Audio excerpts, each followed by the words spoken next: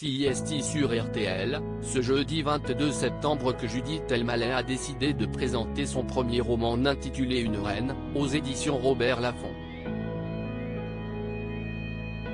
À l'instar de son frère, Gad Elmaleh qui s'est souvent inspiré de sa vie de famille et de ses proches pour écrire ses spectacles, Judith Elmaleh s'est basée sur le parcours de sa grand-mère pour écrire ce roman. De nombreuses révélations ont été faites sur le plateau de RTL dont de douloureux secrets de famille. D'ailleurs, Judith et Gad Elmaleh étaient ensemble sur le plateau pour en parler, avec cette touche d'humour à toute épreuve dont on connaît Gad pour faire passer la pilule plus facilement sûrement. Ce premier roman de la réalisatrice raconte donc l'histoire de sa grand-mère qui a été mariée de force à son oncle, à 14 ans. On avait vécu dans une famille de dingues quand même, avait exprimé l'humoriste Gad Elmaleh en commençant son explication.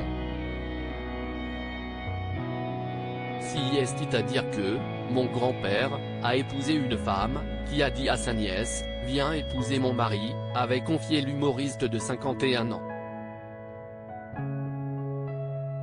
Et pour moi, cette femme qui était la première femme était mon arrière-grand-mère. Alors que pas du tout. C'était juste la tante de ma grand-mère, avait-il ajouté lors de son explication. S'il y a des questions, vous nous écrivez. Avait blagué Gad Elmaleh en insinuant que la situation était visiblement compliquée.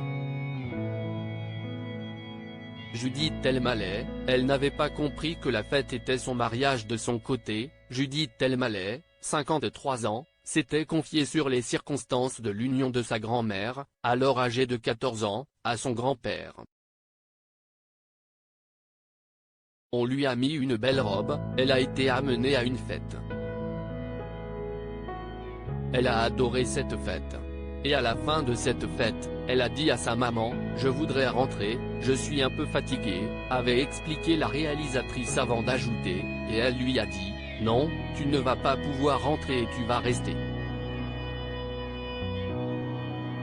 Elle est restée là toute sa vie. Elle s'était mariée, elle n'avait pas compris que cette fête autour d'elle, c'était son mariage. Toujours complètement perdue, l'adolescente était tombée enceinte, quelques mois seulement après cette fameuse fête, rapporte Gala.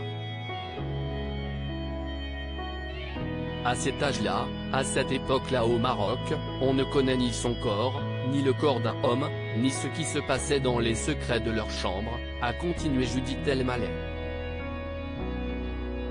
Elle souligne le fait que sa grand-mère était la deuxième épouse puisque son mari avait déjà une première épouse qui n'était autre que sa propre tante. Cette dernière étant beaucoup plus vieille que son mari, 10 ans son aîné, ne pouvait plus avoir d'enfants. Une grand-mère proche de ses petits-enfants dans son élan, Judith avait expliqué à quel point sa grand-mère était au centre de ce qu'il était, elle et son frère, Gad Elmaleh, en soulignant la liberté qu'il avait eue. Ma grand-mère m'a dit une phrase quand je me suis mariée, la première fois. Attention, si tu n'es pas heureuse, tu t'en vas, avait-elle expliqué. Et cette phrase est restée ancrée dans ma tête. Non pas que j'ai voulu lui obéir, mais elle m'a donné l'autorisation, elle m'a donné cette liberté de pouvoir le faire. Cette liberté qu'elle n'a pas eue, avait-elle ajouté. Avec beaucoup d'émotion, l'écrivaine a confié, et je la remercie beaucoup, cette dame, cette reine pour moi. Parce qu'elle nous a donné beaucoup de liberté. Elle n'a jamais été libre, mais elle nous a donné la force et la liberté. En parlant de l'impact de sa grand-mère sur son frère également, Judith Elmaleh avait expliqué que leur grand-mère avait eu le même impact sur Gad Elmaleh. L'humoriste, lui, a expliqué que sa grand-mère était une féministe avant l'heure. quand elle m'allait à raconter qu'un rentrant de l'école, une fois, il avait discuté avec sa grand-mère de quand il se marierait avec une femme comme sa grand-mère qui ferait des boulettes, des couscous. .cist alors que sa grand-mère lui a répondu, tu cherches une femme ou tu cherches une employée, toi.